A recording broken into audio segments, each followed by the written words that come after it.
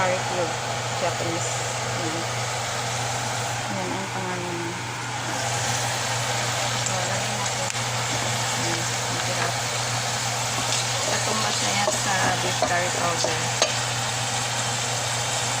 Lagyan natin ng konting tomato paste pampapula.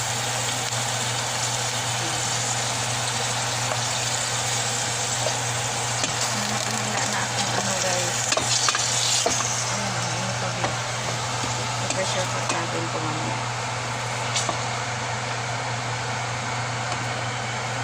Kunti lang tomato paste ito kasi kunti lang nilulutuin natin. Napamasin.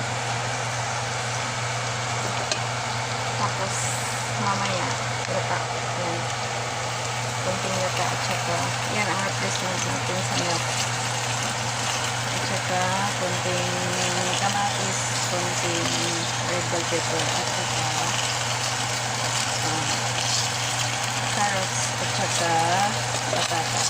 So mamaya na yun pag na-pressure cook na natin ito.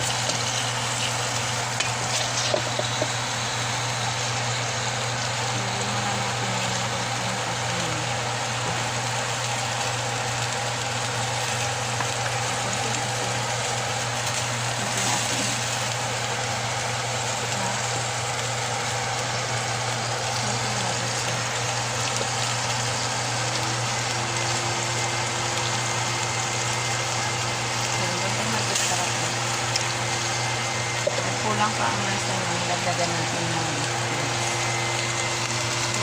so, itong hot water dito kasi napangadali tayo. Ayan, nilipat natin po siya sa pressure cooker guys. Pero kung hindi tayo nagmamadali, pwede natin i-brown isa-isa yung karne kasi nagmamadali. By the way guys, yung ginamit kong mantika dyan ay yung mantika ng bulalo kasi ang dami mantika, sayang.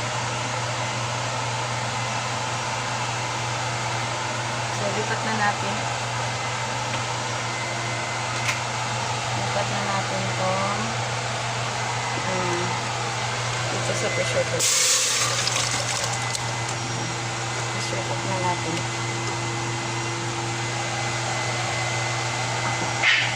Pressure cook yan guys, mga 30 minutes siguro kasi hindi naman alamihan ang ating baka. So that's it guys, thank you so much for watching. I hope you will subscribe.